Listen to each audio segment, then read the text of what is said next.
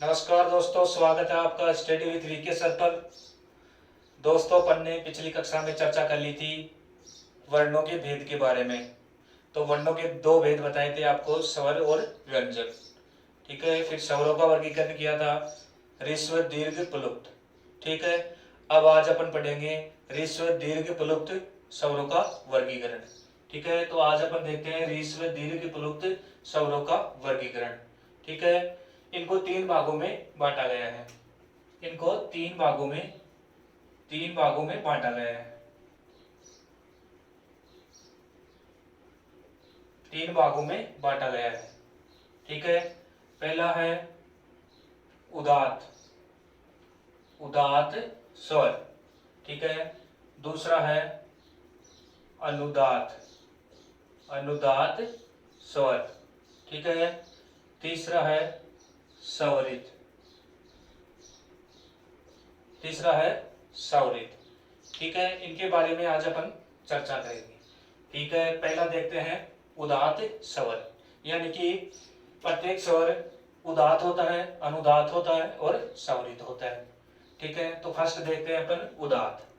पहला देखते हैं उदात्त। उदात्त के बारे में एक सूत्र है, उच्चैरुदात्त है। उच्चैरुदात्त है उच्चैरुदात्त है। सीधा सीधा भी पूछ लिया जाता है कि उदात्त किसे कहते हैं, तो इसका सूत्र दे रखा है आपको, उच्चैरुदात्त है। ये सूत्र क्या कहता है कि तालु और कंठ आदि स्थानों के ऊर्ध्वभाग से, कंठ तालु आदि स्थानों के ऊर्ध्वभाग से जिस स्वर की उत्पत्ति होती है उसे क्या कहते हैं, उदात्त कहते हैं। तो देखो, कंठ तालु आदि स्थानों से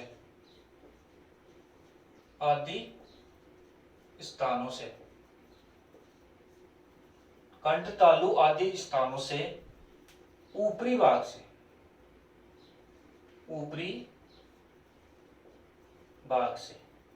ऊपरी भाग को कहते हैं ऊर्ध्व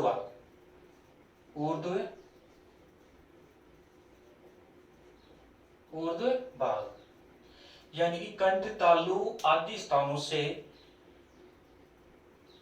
ऊपरी भाग या ऊर्ध्व भाग से जिस स्वर की उत्पत्ति होती है उसे क्या कहा जाता है, उदात्त। ठीक है, ये हो गया अपना उदात्त।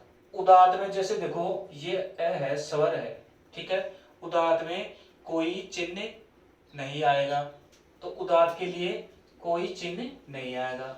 ठीक है, अब देखते हैं अनुदात्त।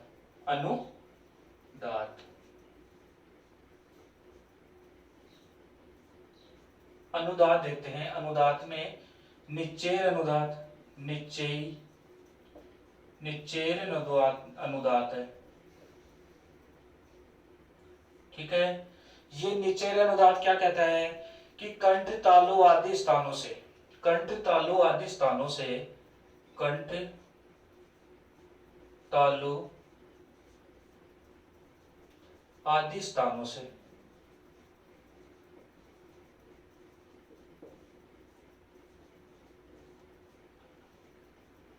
नीचे वाले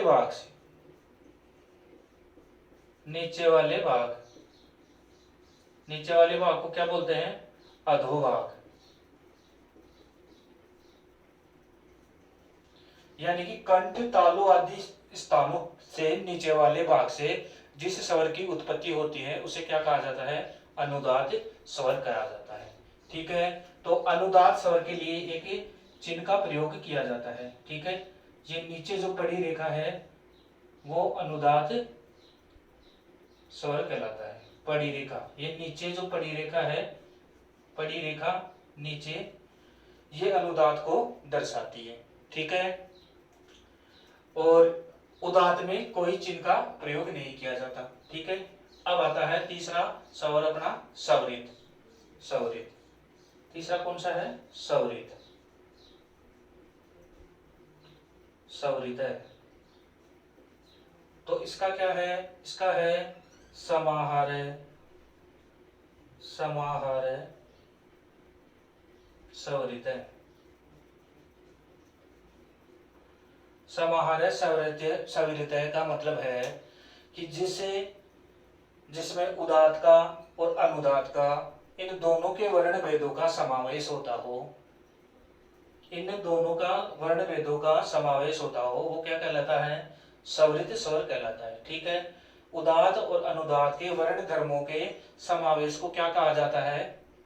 स्वरित कहा जाता है। ठीक है, तो समाहार स्वरित में कंठ तालु से, है ना, कंठ तालु से अनुदात्त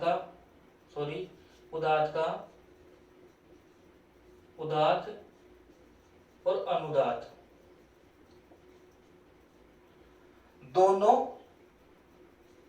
दोनों स्वरों की, दोनों के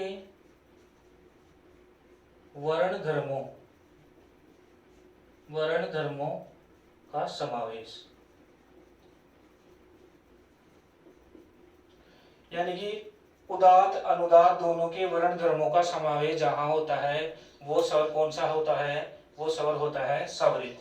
तो स्वरित के लिए देखो किस चिन्ह का प्रयोग किया जाता है। ये जो खड़ी रेखा होती है वो स्वरित के लिए प्रयोग में ली जाती है, खड़ी रेखा। ठीक है, एक बार दोबारा देखते हैं। ह्रस्व दीर्घ प्लु स्वरों का वर्गीकरण 3 प्रकार से किया गया है। इनको 3 भागों में बांटा गया है। पहला है उदात्त, अनुदात्त और स्वरित। ठीक है, पहला देखते हैं अपन उदात्त। उदात्त का सूत्र है उच्चैरुदात्त है। उच्चैरुदात्त का मतलब कंठ तालु आदि स्थानों से ऊपरी भाग या ऊर्ध्वभाग, ये ध्यान रखना, ऊर्ध्वभाग से जिस स्वर की उत्पत्ति होती है उसे उदात्त स्वर कहा जाता है। ठीक है, उदात्त स्वर के लिए कोई चिन्ह प्रयोग में नहीं लाया जाता। अब देखो अनुदात्त क्या कहते हैं? निचेर अनुदात्त है। निचेर अनुदात्त है मतलब कंठ तालु आदि स्थानों से नीचे वाले भाग को क्या कहा जाता है? अधोभाग। अधोभाग से जिस स्वर की उत्पत्ति होती है उसे क्या कहा जाता है? अनुदात्त कहा जाता है। ठीक है, इसके लिए प्रयोग में नीचे जो ये पड़ी रेखा है उसका प्रयोग किया जाता है। ठीक है, अब देखते हैं स्वरित। स्वरित का क्या है? समाहार है स्वरित। तो उदात्त और अनुदात्त दोनों के वर्ण धर्मों का जहां समावेश होगा वहां कौन सा स्वर होगा? स्वरित स्वर होगा। इसके लिए खड़ी रेखा का प्रयोग किया जाता है। ठीक है दोस्तों, यहां तक समझ में आ गया। अब आगे चलते हैं। तो अपन अब यहाँ तक पढ़ लिए ह्रस्व दीर्घ एवं प्लुत स्वरों का वर्गीकरण। ठीक है, अब देखो उदात्त, अनुदात्त और स्वरित को पुनः 2 भागों में बांट दिया जाता है। ठीक है, उदात्त, अनुदात्त और स्वरित स्वरों को पुनः 2 भागों में बांट दिया जाता है। इनको क्या है? इनको 2 भागों में बांट दिया जाता है। पहला कौन सा? अनुनासिक।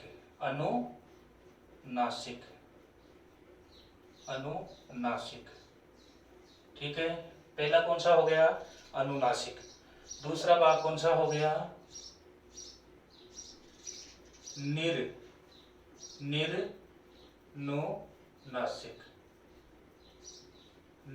अनुनासिक। ठीक है, इसे भी क्या बोलते हैं? अनुनासिक।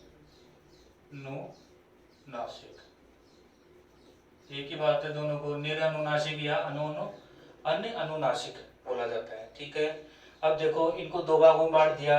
अब देखो अनुनासिक और अनुनासिक कौन से होते हैं? इसका एक सूत्र है मुख नासिका वचनो अनुनासिक है। मुख नासिका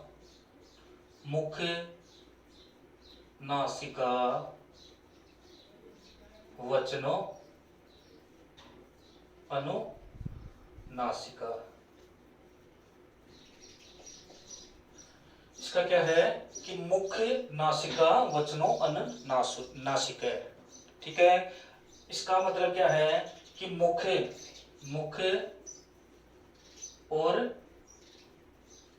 और नासिक से, नासिक मतलब नासिका से, मुख और नासिका से जिस शब्द को बोला जाता है, जिस स्वर को बोला जाता है वो क्या होता है, वो क्या होता है, वो अनुनासिक होता है। ठीक है, वो अनुनासिक होता है। यानी कि मुख और नासिका से, मुख और नासिका से बोले जाने वाला स्वर अनुनासिक होता है। ठीक है, और निरअनुनासिक भी होता है। अतः इनके भेद है ना, आप देखो, अतः इनके भेद। ठीक है, जैसे अतः इनके भेद अ, ई, उ, री, इनके 18 भेद कर दिए जाते हैं। ठीक है, इनके कितने भेद कर दिए जाते हैं, इनके 18 भेद हैं। 18 भेद या अष्टादश है, अष्टादश। ठीक है, क्वेश्चन पूछ लिया जाता है यहाँ से कि ए का, ई का, उ का, री का, इनका क्रम से भेद है, इनके कितने भेद हैं, तो इनके 18 भेद हैं, अष्टादश भेद हैं। ठीक है, फिर देखो लिरी का भेद कर दिया था। लिरी के कितने भेद हैं, लिरी के भेद हैं 12 भेद। 12 भेद क्यों हैं, क्योंकि इसमें दीर्घ का अभाव पाया जाता है, इसलिए इसका 12 भेद हैं। ठीक है, इसके बाद में दीर्घ स्वरों की बात करें, ए, ओ, ऐ, औ, इनके भी कितने भेद हैं, 12 भेद हैं। द्वादश भेद हैं, द्वादश, द्वादश। कितने भेद हैं इनके, 12 भेद हैं। ठीक है, लिरी में तो दीर्घ का अभाव पाया जाता है और यहाँ ऋस्व का अभाव पाया जाता है। ठीक है, यहाँ तक अपन ने चर्चा कर ली। ठीक है, अब देखते हैं निर अनुनासिक या अन अनुनासिक। ठीक है, ये है जो है, ये मूल रूप है ना, स्वरों का मूल रूप क्या होता है, स्वरों का मूल रूप निरनुनासिक होता है, निरनुनासिक होता है, निरनुनासिक होता है। स्वरों का मूल रूप, स्वरों का मूल रूप निरनुनासिक होता है। ठीक है, अनुनासिक में क्या होगा, मुख और नासिका से बोले जाने वाला स्वर क्या होगा, अनुनासिक होगा। ठीक है, इसलिए इनके भेद कर दिए गए हैं, ए, ई, उ, री, इनके क्या कितने भेद बता दिए, अष्टादश, 18 भेद कर दिए। ठीक है, लिरी के 12 भेद कर दिए, ए, ओ, ऐ, औ, इनके कितने कर दिए, 12 भेद कर दिए। क्योंकि इनमें है ना, लिरी में तो दीर्घ का अभाव होता है और इनमें है ना ऋस्व का अभाव पाया जाता है। ठीक है, अब आगे चलते हैं। अब इनका स्वरों का वर्गीकरण देख लेते हैं एक बार, कि स्वरों का वर्गीकरण दोबारा से कैसे कैसे 18 हैं और लिरी के 12 कैसे हैं और इनके 12 कैसे हैं, इनका विस्तृत रूप देख लेते हैं एक बार। ठीक है, तो अब इनका विस्तृत रूप देखते हैं कि ये कितने होते हैं, 18 भेद कैसे हो गए स्वरों के, इनका विस्तृत रूप देख लेते हैं एक बार। ठीक है, तो देखते हैं स्वर के भेद विस्तृत रूप। आपको मैंने बताया था कि स्वरों के भेद, एक तो बताया था आपको ऋस्व, ऋस्व। ठीक है, एक बताया था आपको मैंने दीर्घ। ठीक है, एक बताया था मैंने आपको प्लुत।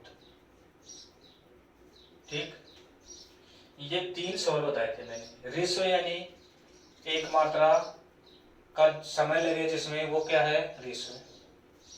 दीर्घ कौन सा है, जिसमें 2 मात्रा का समय लगे, वो कौन सा है, दीर्घ।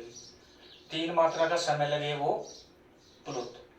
अब देखते हैं इनका वर्गीकरण। ठीक है, स्वरों के एक एक भेद तो ये हो गए, 3 भेद तो ये हो गए। ठीक है, अब इनके भेद बताए थे मैंने, ऋस्व का पुनः 3 भेद कर दिए जाते हैं, उदात, ठीक है, अनुदात, ठीक है, और सवरित। ये 3 भेद कर दिए जाते हैं, उदात, अनुदात और सवरित। ठीक है, फिर इनके मैंने आपको बताए थे, उदात के 2 भेद बताए थे आपको मैंने, अनुनासिक और निरनुनासिक। ठीक है, ये 2 भेद बताए थे। फिर अनुदात के मैंने बताए थे 2 भेद, अनुनासिक और निरनुनासिक। ठीक है, फिर सवरित के मैंने 2 भेद बताए थे, अनुनासिक और निरनुनासिक। ठीक है, तो स्वरों के 3 भेद तो स्वर, ऋस्व, दीर्घ और प्लुत। ठीक है, फिर ऋस्व के 3 भेद हो गए, उदात, अनुदात और सवरित। फिर उदात के 2 भेद हो गए, अनुनासिक, निरनुनासिक। फिर अनुदात के भी अनुनासिक और निरनुनासिक। फिर सवरित के अनुनासिक और निरनुनासिक। ठीक है, इस प्रकार स्वर के 3 भेद तो ये हो गए। ठीक है, 3 भेद तो ये हो गए। ठीक है, 3 भेद तो ये हो गए, सॉरी 3 भेद तो ये हो गए स्वर के, एक ऋस्व, दीर्घ और प्लुत। ठीक है, फिर अनुदात 3 गुणा 2 बराबर 6 भेद हो गए, ये हो गए। फिर 3 भेद इनके, एक अनुदात हो गया, एक उदात हो गया और एक सवरित हो गया, तो 3 ये हो गए। तो इनके टोटल भेद कितने हो गए? 18 भेद ऋस्व स्वरों के। ऋस्व में बात करते हैं अपन ए, ई, उ, री और लरी, सॉरी री। तो ऋस्व में 18 भेद हो गए इनके। ठीक है, अब इनका तो हो गया, देखो दोबारा समझो एक बार कि स्वरों के 3 भेद हो गए, ऋस्व, दीर्घ और प्लुत। 3 भेद हो गए। ठीक है, 3 भेद हो गए और इन ऋस्वों का क्या हो गया? ऋस्वों का 3 भेद वापस हो गए। ठीक है, उदात, अनुदात और सवरित। ठीक है, फिर इनके 2 भेद और हो गए, अनुनासिक, निरनुनासिक। ये 2 भेद हो गए, इसलिए इनके कुल मिला के कितने भेद हो गए? एक बार देखो, दोबारा देखते हैं यहां से। ठीक है, एक बार समझ लो दोबारा। ये ऋस्व है, ऋस्व के कितने भेद हो गए? 3। ठीक है, उदात, अनुदात और सवरित। फिर इनके कितने भेद हो गए? 2, अनुनासिक और निरनुनासिक। तो 6 भेद तो इनके हो गए। ठीक है, फिर स्वर के कितने भेद हैं? 3 भेद हो रहे हैं, ऋस्व, दीर्घ और प्लुत। तो 6 गुणा 3 बराबर 18। तो ऋस्व स्वरों के कितने भेद हो गए? 18। तो ए, ई, उ, री के कितने भेद हैं? 18। समझ में आ गया यहाँ तक? अब चलते हैं दीर्घ स्वर में। दीर्घ स्वर में देखते हैं ए, ओ, आई, औ। ठीक है, इनके देखते हैं। इनमें मैंने आपको बताया था कि भाई इनमें ऋस्व का अभाव पाया जाता है, इनका कोई ऋस्व नहीं होता है। ठीक है, तो ऋस्व नहीं होगा तो इनका देखो, उदात तो होगा ही इनका, अनुदात होगा, अनुदात हो गया और सवरित। 3 भेद हो गए। ठीक है, फिर इनके 2 भेद हो जाएंगे, अनुनासिक हो जाएगा, निरनुनासिक हो जाएगा। फिर अनुदात के भी 2 भेद हो जाएंगे, अनुनासिक हो जाएगा और निरनुनासिक हो जाएगा। ठीक, सवरित के भी 2 भेद हो जाएंगे, अनुनासिक हो जाएगा और निरनुनासिक हो जाएगा। ठीक है, इनके भेद हो गए। अब देखो ये स्वर हैं, तो इनके देखो 3 भेद तो ये हो गए, 3 गुणा 2 बराबर 6। तो 6 भेद तो ये हो गए। 6 के बाद में देखो इनका ऋस्व नहीं होता तो ये भेद हट गया। ठीक है, ऋस्व नहीं होता तो ये भेद हट गया। तो इसके कितने भेद हो गए? दीर्घ और प्लुत। ठीक है, तो 6 गुणा 2 बराबर इनके कितने हो गए? 12 या द्वादश भेद हो गए। ठीक है, तो इनके कितने भेद हो गए? 12 भेद हो गए। ठीक है, अब प्लुत स्वरों की बात करते हैं। तो प्लुत स्वर अपने 8 या 9 होते हैं। प्लुत स्वर 8 या 9 होते हैं। 8 तो जब होते हैं जब लिरी को ऋस्व ही मान लिया जाता है तब 8 होते हैं, और अगर लिरी को दीर्घ मान लेना तब 9 हो जाएंगे। ठीक है, तो ये प्रमुख स्वरों की बात हो गई। ठीक है, यहाँ तक समझ में आया। अब आगे देखते हैं, एक वार्तिक है। वार्तिक का मतलब जो कुछ कमियां रहेगी उसके लिए वार्तिककार था वररुचि। उन्होंने क्या कहा कि री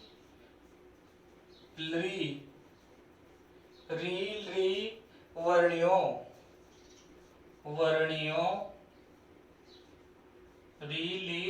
मिथ सावर्ण्य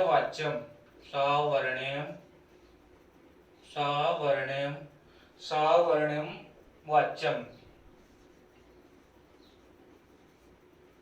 इन्होंने क्या बोला वार्तिककार वररुचि जी ने कि री और ली की सवर्ण संज्ञा होती है।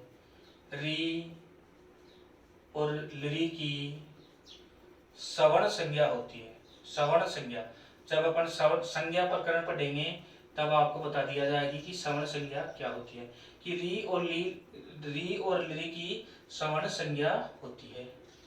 ठीक है, तो इनके दोनों के एक साथ भेद पूछ लें तो 30 या 30 भेद होते हैं। जैसे कि री लरी सवरस्य कति भेदा, ये क्वेश्चन पूछ लिया जाता है, कति भेदा। तो देखो यहाँ क्या करना है आपको, री और लरी सवरस्य कति भेदा, ये आपस में श्रवण में होते हैं। तो लरी के तो कितने भेद होते हैं, लरी के तो 12 भेद होते हैं, और री के कितने होते हैं, 18 होते हैं। तो इन दोनों को अगर जोड़ के इनके भेद पूछे ना साथ में, री लरी सवरस्य कति भेदा, तो इनके भेद कितने आएंगे, 30 मतलब 63 भेद। ठीक है, अगर अलग अलग पूछे तो एक के 12 हो जाएंगे, एक के 18 हो जाएंगे। ठीक है, तो यहाँ तक दोबारा देखते हैं एक बार, इस स्वरों को 3 भागों में बांट दिया गया, ऋस्व, दीर्घ और प्लुप्त। ठीक है, ऋस्व को 3 भाग में बांटा गया, उदात्त, अनुदात्त और सवरित। ठीक है, फिर उदात्त को 2 भाग में बांट दिया गया, अनुनासिक और निरनुनासिक। ठीक है, अनुदात्त को भी ऐसे ही बांट दिया गया, फिर सवरित को भी ऐसे बांट दिया गया। ठीक है, इस प्रकार ऋस्व स्वरों के 18 भेद होते हैं, ए ई उ री के 18 भेद होते हैं। ठीक है, और दीर्घ स्वरों के ए ओ ऐ औ के 12 भेद होते हैं। ठीक है, और लिरी के कितने भेद होते हैं, लिरी के भेद 12 होते हैं, क्योंकि इसमें दीर्घ का अभाव होता है, दीर्घा भाव होता है, इसलिए 12 भेद होते हैं। ठीक है, यहाँ तक समझ में आ गया। ठीक है मित्रों, अगली कक्षा में अपन चर्चा करेंगे व्यंजन वर्णी। ठीक है, यहाँ तक स्वर अपने पूरे हो चुके हैं, और अगली कक्षा में अपन व्यंजन वर्णों के बारे में जानेंगे। ठीक है, अगली कक्षा में मिलते हैं, आपको धन्यवाद।